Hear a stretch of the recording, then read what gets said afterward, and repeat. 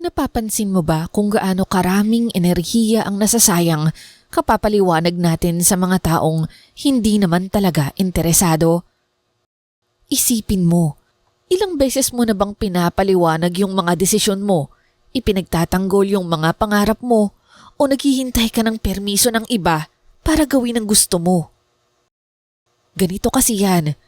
Bawat segundo na ginugugol mo para lang patunayan ang sarili mo sa ibang tao ay segundo din na ninanakaw mo mula sa sarili mong pag-unlad. Ito na ang panahon para tumigil.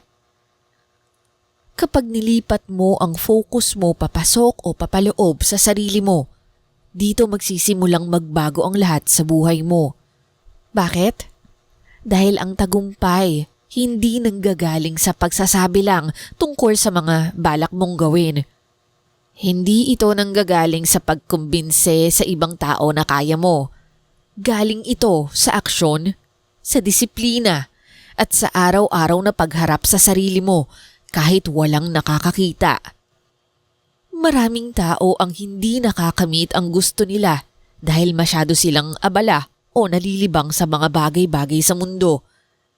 Hinahayaan nilang maharangan sila ng ingay at gulo ng nasa paligid nila. Ginugugol nila ang oras sa pagsuscroll sa social media, ginugugol ang sarili nila sa tagumpay ng iba. Nag-aalala sila sa sasabihin ng kaibigan o pamilya sa tinatahak nilang landas.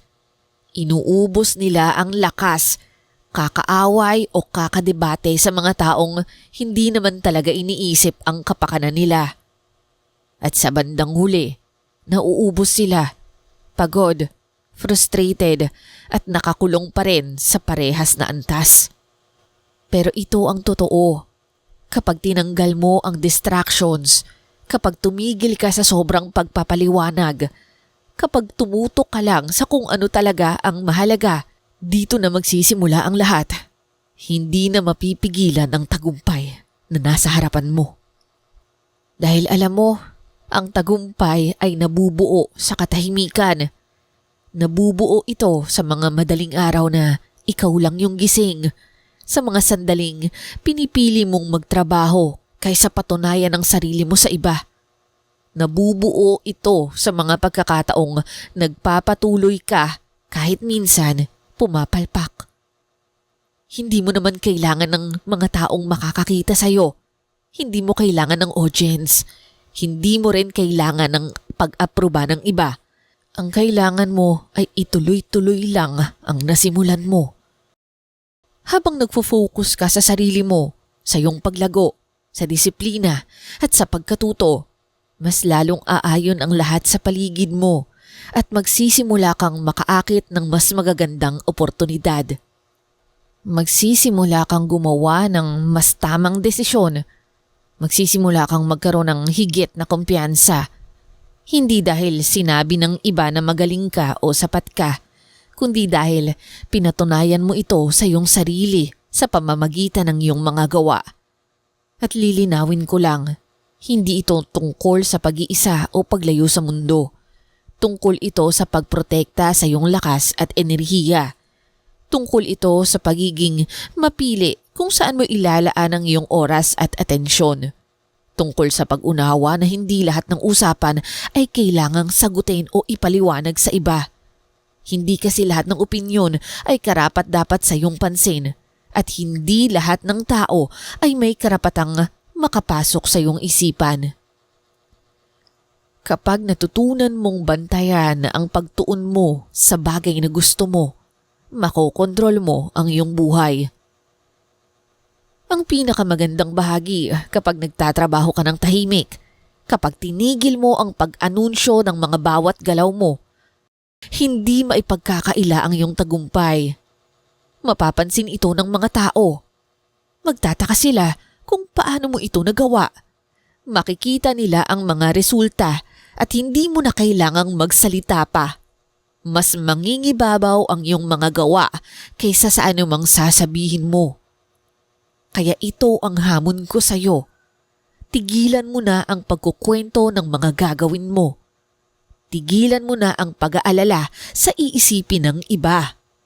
Tigilan mo na ang paghihintay ng pahintulot. Gawin mo na lang ang trabaho. Magtuon ka ng oras sa sarili mo. Magpakita at kumilos ka araw-araw at magtiwala ka na kapag ginawa mo yun, aayon ang lahat sa tamang lugar. Kaya mo to. Ngayon, gawin mo na. Kung saan mo itinutuon ang oras mo, yun ang lumalago. Kapag nagfo-focus ka sa paglago, sa disiplina at sa pagkatuto, sigurado magbabago ang buhay mo. Ganoon lang kasimple yun. Ang iyong enerhiya ay isa sa mga pinakamakapangyarihang puwersa na mayroon ka. At karamihan ng tao ay hindi namamalayan kung gaano kalaki ang kontrol nila sa sarili nilang realidad. Bawat kaisipan na iniisip mo, bawat kilos na ginagawa mo, at bawat desisyon na pinipili mo, lahat yan ay humuhubog sa iyong kinabukasan. Pero ito ang problema. Inuubos ng karamihan ang kanilang lakas sa maling lugar. Nakatuon sila sa kung ano ang kulang sa halip na sa kung ano ang posible. Nakatuon sila sa mga nakakaabala sa paligid sa halip na sa disiplina at pagtsatsaga. Nakatuon sila sa opinyon ng ibang tao sa halip na sa sarili nilang pag-unlad. At pagkatapos, magtataka sila kung bakit pakiramdam nila ay hindi sila umuusad. Ang totoo kasi, ang buhay mo ay refleksyon ng kung saan mo ibinibigay ang atensyon mo. Kung palagi mong sinasanay ang sarili mo sa mga negatibong bagay, kung pinaliligiran mo ang sarili mo ng mga maling tao, at kung nagsasayang ka ng oras sa mga bagay na hindi nakakatulong sa'yo, sasalaminin yan ng realidad mo. Pero kung ililipat mo ang iyong lakas patungo sa pagpapaunlad ng sarili, sa pagkatuto at sa pagiging pinakamahusay na bersyon ng iyong pagkatao, magsisimulang magbago ang mundo mo. Ang utak ng lahat ay nakawire na maghanap ng kung anuman ang pinagtutuunan mo ng pansin. Tinatawag itong reticular activating system at nagsisilbi itong parang filter o salaan na nagdadala sa iyong kamalayan ng mga bagay na tumutugma sa iyong mga pangunahing iniisip. Hindi mo ba napapansin halimbawa kapag nagdesisyon kang bumili ng bagong kotse, parang bigla mo na lang nakikita yung parehong model kahit saan? Yan ang utak mo na gumagana. Ngayon, isipin mo kung sinanay mo ang isip mo na magtuon sa mga oportunidad sa halip na sa mga hadlang. Isipin mo kung kinondisyon mo ang sarili mo na makakita ng solusyon sa halip na problema. Magsisimula kang makaakit ng kung ano talaga ang gusto mo sa halip na magtiyaga na lang sa kung ano ang ibato sa iyo ng buhay. Ang problema, karamihan ng tao ay hindi inaako ang responsibilidad kung saan napupunta ang lakas nila. Hinahayaan nilang kontrolin sila ng kanilang kapaligiran sa halip na sila yung kumontrol dito. At pagising nila, tinitingnan agad nila ang cellphone nila at hinahayaan ang balita, social media at buhay ng ibang tao na magdikta ng mood nila para sa araw na yon. Naiipit sila sa drama, sa mga negatibong bagay, sa mga walang kwentang distractions. Tapos magtataka sila kung bakit pakiramdam nila ubos na ubos ang lakas nila. Pero heto ang totoo. Responsibilidad mo ang enerhiya mo. Walang ibang magpoprotekta nito para sa'yo. Kung gusto mong baguhin ang buhay mo, kailangan mong maging sadyang mapili sa kung ano ang ipinapasok mo sa isip mo. Ibig sabihin nito ay pagtatakda ng mga hangganan, pagtatanggi sa mga bagay na hindi tugma sa mga layunin mo, at pagpapaligid sa sarili ng mga taong tutulak sa'yo pasulong sa halip na pipigil sa'yo. Kapag ginawa mo yan, kapag nagdesisyon ka ng palibutan ng isip mo ng tamang kaisipan at ang buhay mo ng mga tamang gawi, magsisimula kang makakita ng resulta. At kapag nakita mo na ang mga resulta, magbabago ang lahat. Mapapansin mo na ang mga bagay na dati bumabagabag sa'yo hindi na nakakaapekto sa'yo ngayon. Ang mga negatibong nasa isip mo na umuubos sa'yo noon ay hindi na pumapasok sa'yo ngayon. Hindi mo na naiisip.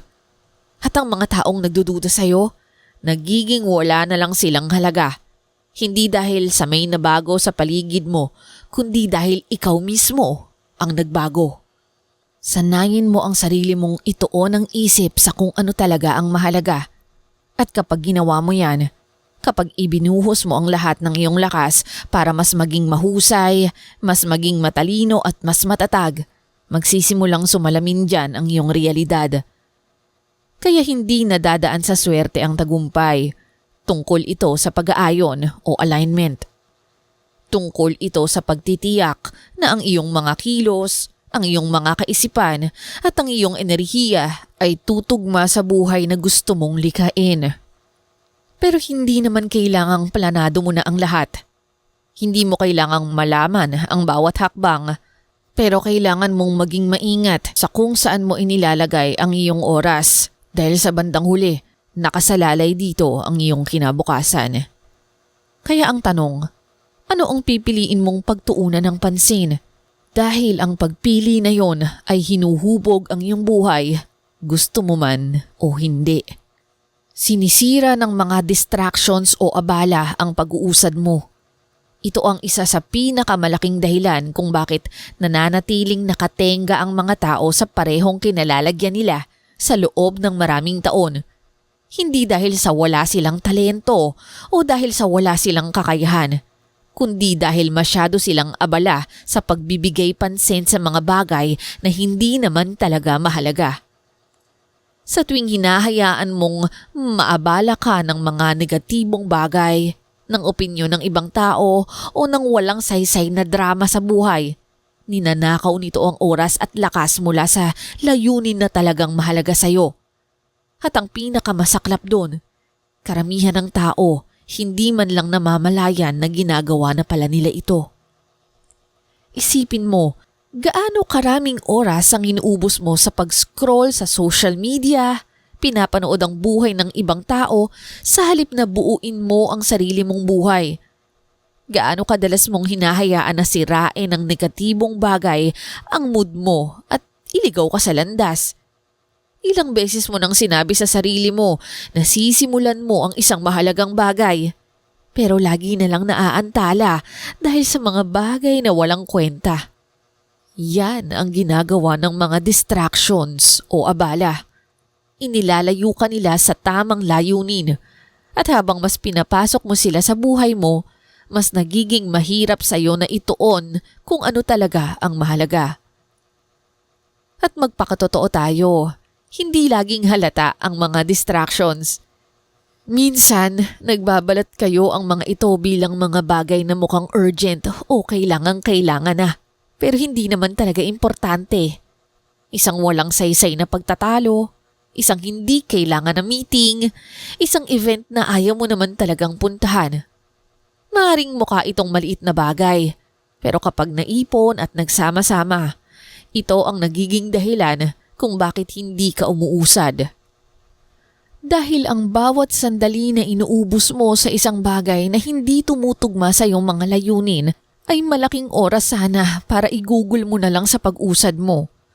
Ito ang dahilan kung bakit ang pinakamatatagumpay na tao sa mundo ay mahigpit sa kanilang oras. Hindi nila hinahayaang idikta ng mga abala ang takbo ng kanilang araw. Hindi sila nag-aaksaya ng lakas sa mga bagay na hindi naman nakakatulong sa kanila. Pinoprotektahan nila ang kanilang atensyon dahil nauunawaan nila na kung wala ito, walang malaking tagumpay ang makakamit. Kailangan mo ring magsimulang mag-isip sa ganitong paraan. Kung gusto mong makamit ang isang malaking bagay sa buhay, hindi mo hahayaang kontrolin ka ng mga abala. Kailangan mong kontrolin ang iyong kapaligiran, ang iyong oras at ang iyong atensyon. At isa sa pinakamalaking abala na kinahaharap ng tao ay ang opinyon ng iba. Nakakabaliw kung gaano karaming lakas ang inuubos natin sa pag-aalala lang sa iisipin ng ibang tao. Nag-aalangan tayong gumawa ng matitinding hakbang dahil takot tayo sa paghuhusga. Nagpipigil tayong habulin ang ating mga pangarap dahil ayaw nating mapuna. Pero ito ang totoo. Huhusgahan ka ng mga tao, anuman ang gawin mo. Kaya bakit hindi mo nalang gawin ang nakakapagpasaya sa'yo? Bakit hindi ka nalang magtuon sa pagbuo ng buhay na talagang gusto mo, sa halip na mabuhay ka sa takot sa sasabihin ng iba? Dahil sa sandaling tumigil ka sa pag-aalala sa mga opinyon nila na wala namang halaga, lalaya ka upang pagtuunan ng pansin kung ano talaga ang mahalaga. At kapag ginawa mo yon, magsisimulang magbago ang lahat. Mas marami kang magagawa.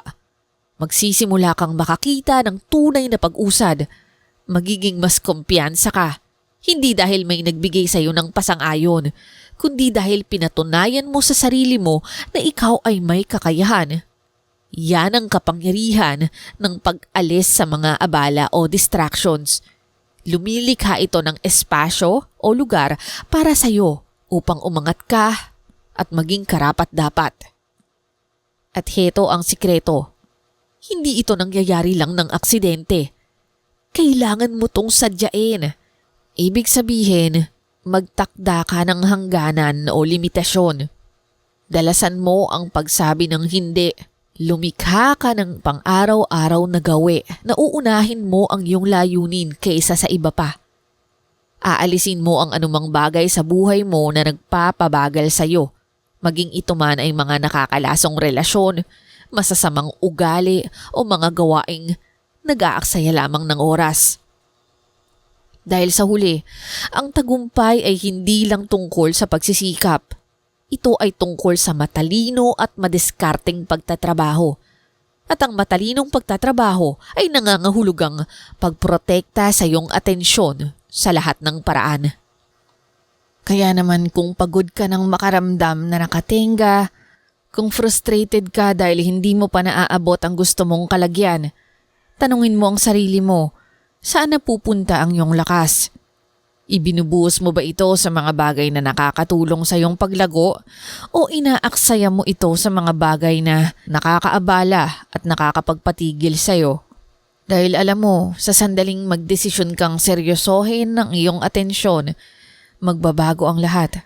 Magsisimula kang umusad ng mas mabilis, magsisimula kang makakita ng resulta, magsisimula mong mapagtanto kung gaano kalaki ang kaya mong gawin kapag tumigil ka sa pagpapahintulot sa mga abala o distractions na kontrolin ang buhay mo. Ang pinakamagandang bahagi, kapag nakasanayan mo to, magiging madali na ito sa iyo. Ang tagumpay ay hindi biglaan.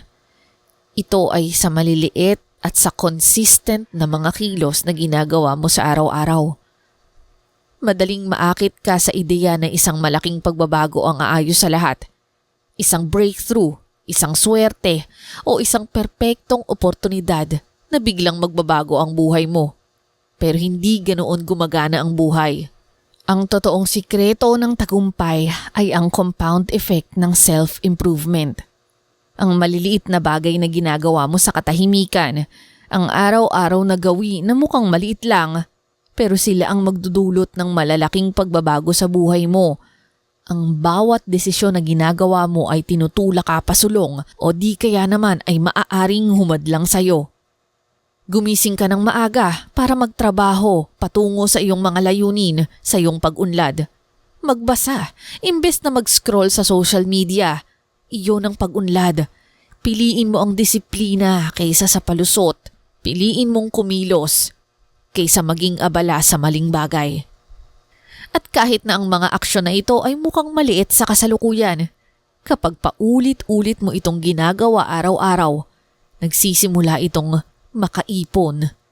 Karamihan ng tao ay hindi nakikita ang tagumpay dahil minamaliit nila ang kapangyarihan ng consistency. Nagsisimula sila sa isang bagay pero kapag hindi naman nila nakita ang resulta, sumusuko agad sila. Nagtatrabaho sila ng mabuti sa loob ng isang linggo pero kapag walang nagbago, bumabalik sila sa lumang gawi. Hindi nila napagtatanto na ang tunay na tagumpay ay nabubuo sa pamamagitan ng paulit-ulit na paggawa. Ito ay tungkol sa pagsipot kahit hindi mo gusto. Tungkol sa paggawa ng trabaho kahit wala nang nakatingin. Dahil ang totoo, ang mga resulta ay hindi naman agad nakikita. Pero hindi ibig sabihin na hindi yun darating. Isipin mo na para itong pagtatanim ng binhi. Hindi mo itatanim ang binhi ngayon at aasa kang may puno na agad kinabukasan.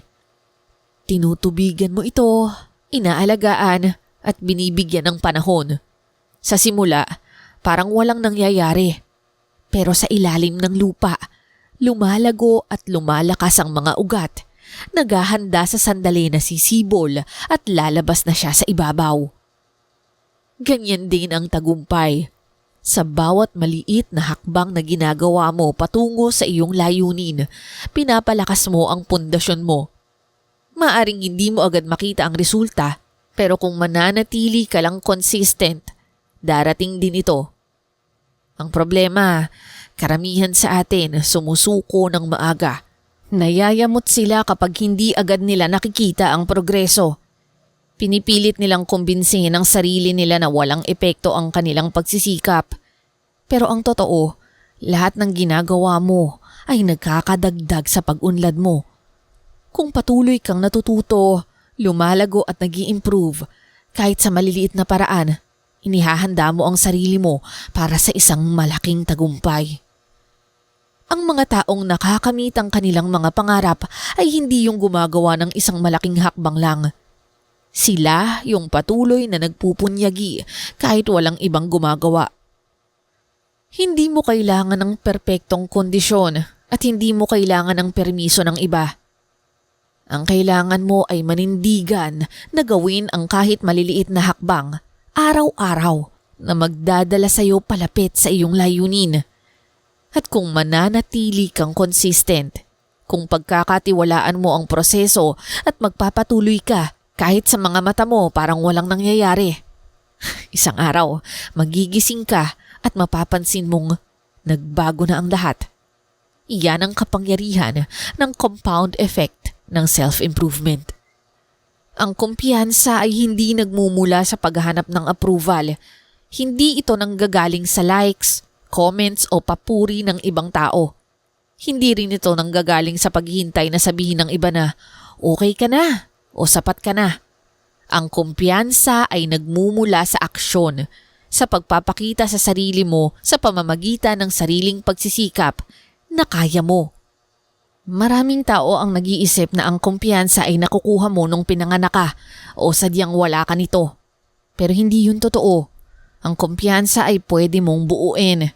Isa itong kakayahan gaya ng iba pang kasanayan. At gaya ng anumang kasanayan, ang tanging paraan para mapalago ito ay sa pamamagitan ng practice. Hindi ka nagiging kumpiyansa sa pamamagitan ng pag-iisip lang na gagawin mo ang isang bagay. Nagiging kumpiyansa ka sa pamamagitan ng paggawa nito mismo, sa pamamagitan ng paglalagay ng sarili mo sa sitwasyong ito, sa pamamagitan ng harapin ang mga hamon na direkta kahit may takot. Ito ang katotohanan. Kung palagi kang maghihintay ng approval bago kumilos, wala kang magagawa na tunay na mahalaga. Dahil ang realidad, hindi lahat susuporta sa'yo. Hindi lahat maiintindihan ang paglalakbay mo.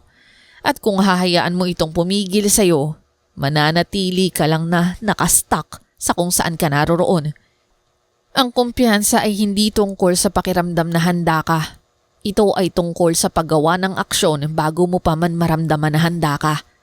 Karamihan sa mga tao naghihintay hanggang sa maramdaman nilang 100% na silang handa. Pero ang problema, ang sandaling yun hindi naman dumadating. Laging magkakaroon ng pagdududa. Laging may mga bagay tayong hindi alam. Pero kung hahayaan mong pigilan ka nito, hindi ka kailanman makakagawa ng hakbang. Ang tanging paraan para mas maging kumpiyansa ka ay magsimula ka na ngayon para maramdaman mo na handa ka, tuklasan mo ang tama at matuto ka sa mga pagkakamali. At ito ang pinakamahalaga. Kapag nagsimula kang kumilos, unti-unti nang nawawala ang pangangailangan mo sa approval ng iba. Kapag napatunayan mo sa sarili mo na kaya mo, hindi mo na kailangan pang sabihin yon sa iba at manghingi ng papuri sa kanila dahil alam na alam mo sa sarili mo na kaya mo pala. Doon ka nagkakaroon ng tunay na kumpiyansa Dahil hindi ito nakabase sa iniisip ng iba. Nakabase ito sa alam mo tungkol sa sarili mo. Kaya yung mga taong lumalabas sa kanilang comfort zone, mas nagtitake ng risk. At yung mga regular na hinahamon yung sarili nila, palaging sila yung mukhang mas may confidence o kumpiyansa. Hindi dahil sa hindi sila nakakaranas ng pagdududa, kung hindi dahil nakalikom na sila ng sapat na ebidensya ng kanilang kakayahan na hindi na kayang kontrole ng pagdududa. Nakita na nila ang sarili nilang naging matagumpay noon, kaya naniniwala silang magtatagumpay sila ulit. Ang pinakamaganda doon, hindi mo kailangang maging pinaka-talented o pinaka-matalino o pinaka-may karanasan. Kailangan mo lang na maging taong handang kumilos. Dahil ang kumpiyansa ay hindi bagay na hinihintay mo. Ito ay bagay na nililikha mo. Sa bawat pagkakataon na ginagawa mo ang hindi komportable, sa bawat pagkakataon na pinipilit mo ang sarili mo, sa bawat hakbang na ginagawa mo, pasulong kahit may takot, pinapalakas mo ang iyong kumpiyansa.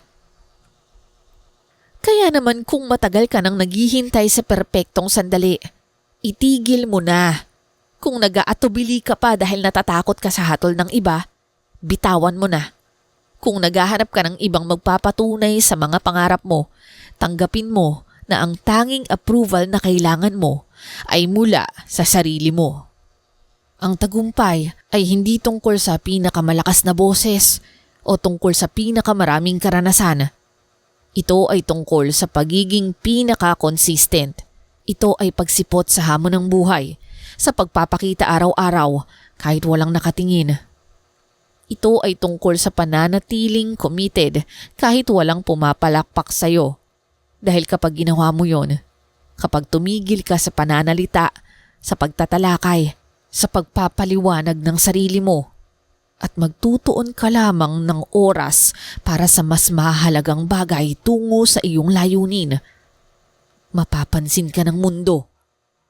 Sa sandaling yun, hindi mo na kailangang magsalita. Ang tagumpay mo ang magsasalita para sa'yo.